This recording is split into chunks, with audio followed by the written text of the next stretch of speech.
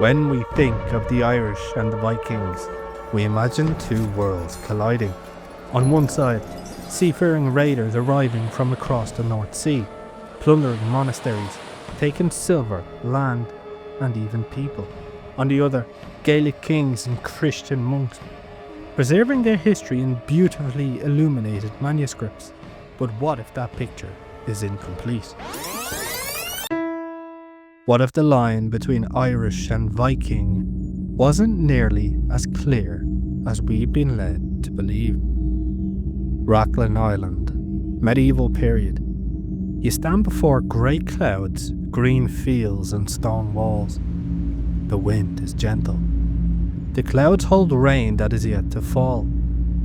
As you take the coastal road back to your monastery, you notice something. Shapes dancing on the horizon. One ship becomes clear. 2 ships. 3. Too many to be fishermen. Too bold. For on board are the heathens English monks have murmured along valley sides about. You see these men on board as they power closer. Their boats scrape off the beach rocks, axes in hand, ravens above. The monastery bells cry out in terror. With one final prayer, you beg the Almighty for mercy. 795 AD. Ireland's history changed forever. 3 years later, the island monastery of Innispatrick off the coast of Skerries was attacked. Then another monastery, another coast, another ship appearing through the morning mist. But who were these men? The answer begins far from Ireland, among the narrow fjords and mountains of Norway. Here, good farmland was scarce. Communities clung to strips of earth between rock and sea, while timber, water, and necessity turned shipbuilding into a way of life. For some, the sea offered trade. For others, land. For ambitious young warriors, it offered wealth and reputation. To go Vikingar did not demand an ethnicity, for it was an act, a freebooting voyage to a strange shore.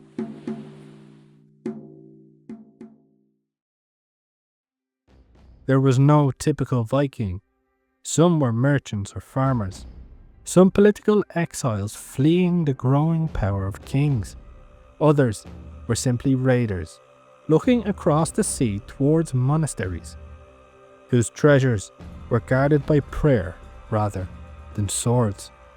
And Ireland was closer than it seemed. In good weather, the journey from Norway could take little more than a week, with a resupply in the Shetlands. Men slept, ate and rowed within the same cramped space aboard ships, built to cross open seas, yet shallow enough to glide into rivers. At first, they came and left with the seasons, but the ships kept returning. By the 830s, the raids had become larger and more organised. In 837, 60 ships appeared on the Boyne. Another 60 entered the Liffey. Their crews plundered churches, forts and homes. This was no longer a handful of men striking an isolated island. Something changed. The Vikings began to stay through the winter. Along rivers and sheltered shores, they built fortified ship camps known in Irish as Longfort. Timber walls rose beside the water. Ships were pulled close. Fires remained burning after summer had passed. These camps were designed for raiding. A camp needs food. Food requires trade, land, or submission. Ships need repair. Warriors need craftsmen. Silver needs somewhere to be weighed and exchanged. The raiders slowly acquired neighbours. By the middle of the 9th century, Vikings had chosen Dublin as somewhere to call home. Pagan graves at Island Bridge and Kilmainham reveal men and women who were not merely passing through. They had begun to bury their dead in Irish soil. The longships were no longer disappearing beyond the horizon. They were lying at anchor. Across Ireland, More Norse settlements emerged: Dublin, Waterford, Wexford, Limerick, Cork. Not one united empire, but rival communities, rulers, and dynasties connected to a wider Viking world. Their loyalty was not always to some distant Scandinavian homeland.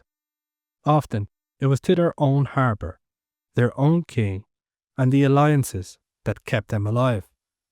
In Munster, early Longforts were attacked by powerful Gaelic kingdoms, yet hostility could not sustain either side forever. Permanent settlements could not survive by raiding their neighbours for every meal, while Irish kings quickly recognised the value of Norse ships and warriors. So enemies became trading partners. Trading partners became allies. In 939 AD, the future king of Munster joined the Vikings of Waterford to attack the southern O'Neill. Brian Boru later conquered Waterford Vikings, then allied with them. At Clontarf, Vikings from Munster fought beside Brian against the Vikings of Dublin and their Irish allies.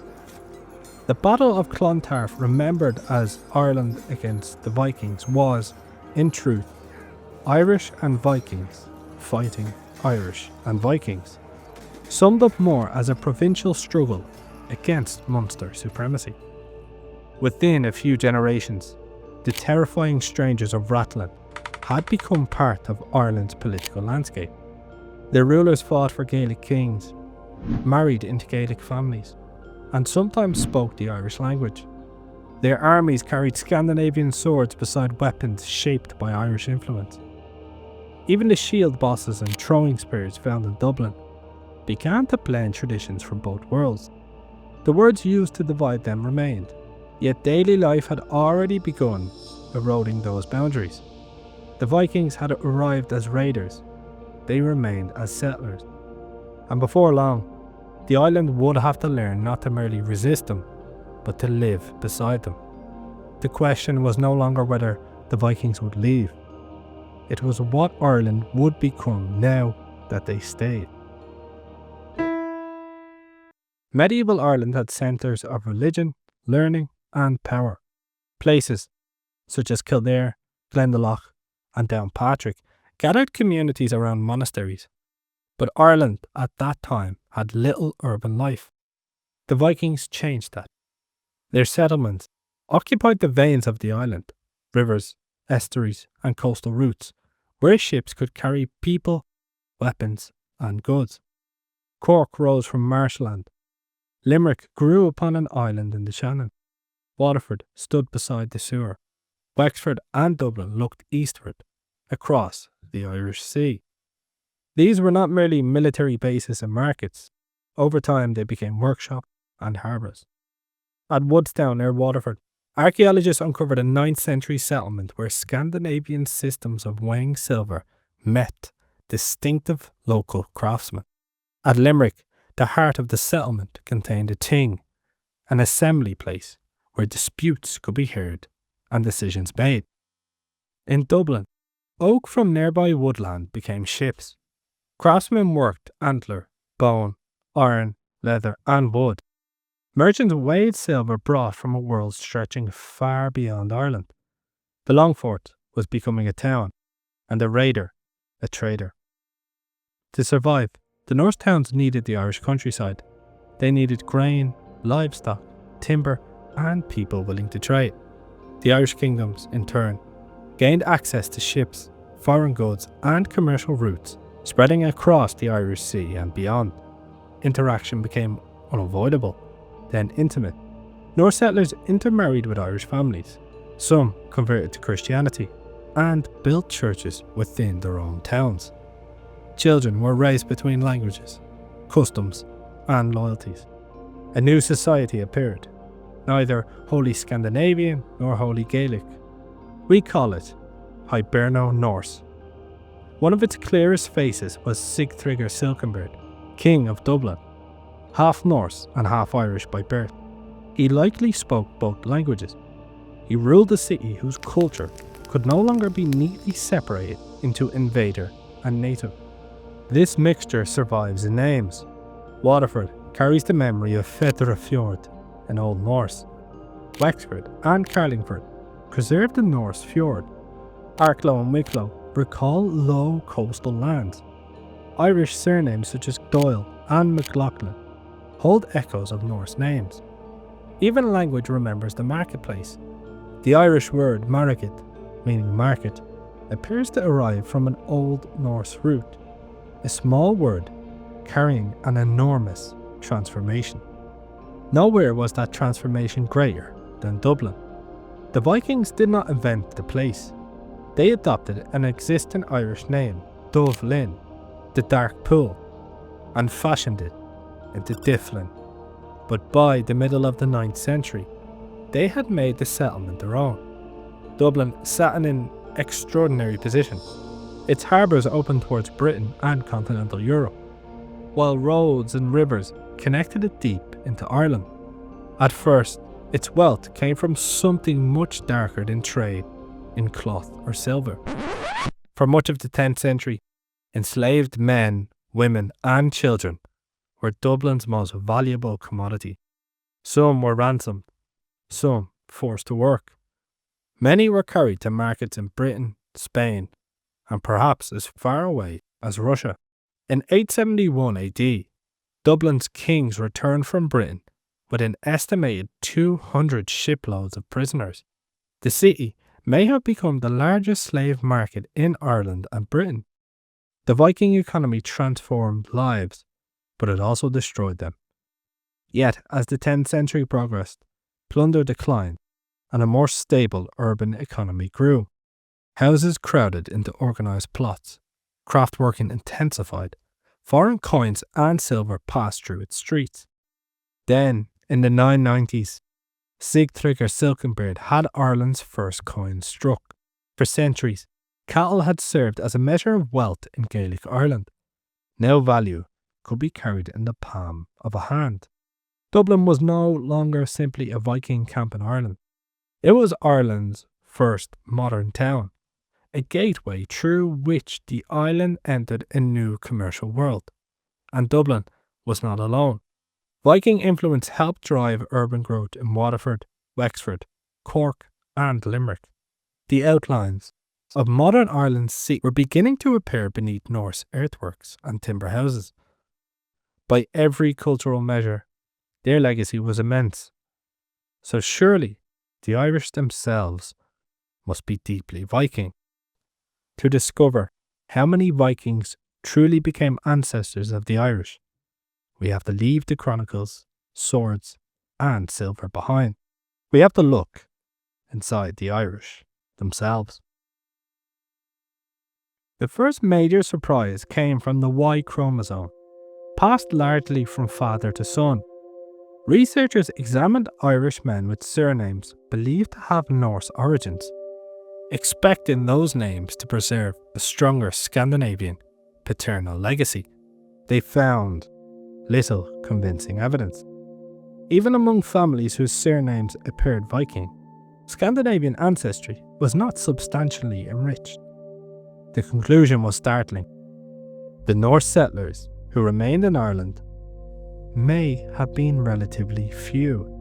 Perhaps the Viking towns were never populated only or even mostly by Scandinavians. One study proposed a far stranger possibility. Norse rulers may have formed only a thin upper layer of Hiberno-Norse society, while much of the population beneath them was indigenous Irish, culturally adapting to the world of the towns around them. In other words, some of the people we imagine as Vikings may have been Irish, not Irish people replaced by Scandinavians. Irish people wearing Scandinavian fashions, fighting with Scandinavian weapons, trading within Scandinavian systems, and serving Scandinavian kings. Culture had travelled further than blood, but the genetic story did not end there. The Y chromosome follows only one narrow branch of ancestry. Later studies examined autosomal DNA, which looks at total ancestry. This revealed a small but noticeable Viking contribution. The Irish DNA Atlas detected ancestry associated with Norwegian Viking activity. Other research found a greater genomic footprint than earlier studies had suggested. So, did the Vikings leave descendants? Well, not enough to support the image of Ireland being transformed through mass Scandinavian settlement. And newer research has complicated matters further. Genetic sharing between Ireland and Norway does not flow in one direction. Ancient DNA suggests significant movement from Ireland and Britain into Scandinavia during the Viking Age. Some genetic signals that appear Norwegian in Ireland today may partially reflect ancestry that first travelled from these islands into Norway before being carried back through later generations. The sea was not a one-way road. People moved east as well as west. Migrants, merchants, and families crossed into the Viking world just as Scandinavians crossed into Ireland. It became a tangled web with many currents. So, are the Irish really Vikings? Genetically, only in a very limited sense. Scandinavian ancestry exists, but it forms a relatively small strand within a much older Irish population. The broad genetic landscape of Ireland still follows ancient provinces and kingdoms, carrying remarkable continuity stretching back towards the early Bronze Age.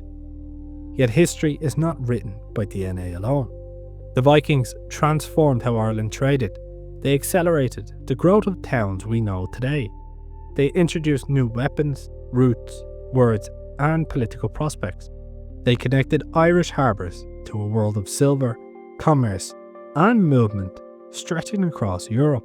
They became entangled with the people already here. The strangers married into Irish families. Their descendants spoke Irish. Their towns filled with Irish inhabitants. Their kings became creatures of both worlds. Irish rulers adopted their ships, markets, and military power until the boundary between foreigner and native became difficult to see. Return for a moment to Rathlin Island. The ships emerge through the mist. The monks see only heathens, foreigners, an enemy arriving from beyond the known horizon. They could not know that the descendants of these men would pray to the same God, speak Irish words, fight in Irish wars, and build cities that still stand today. The Vikings did not replace the Irish, nor did the Irish simply defeat the Vikings. They absorbed one another, and sometimes violently, until the foreign world became part of Ireland's own. The Vikings came as strangers. They left as part of Ireland's story. And perhaps that is what history so often is. Not the replacement of one people by another, but the slow filtering of a very similar people across generations, as in the case with the Viking, each new arrival leaving its mark, yet becoming part of a lineage that, over centuries, came to know itself simply as Irish.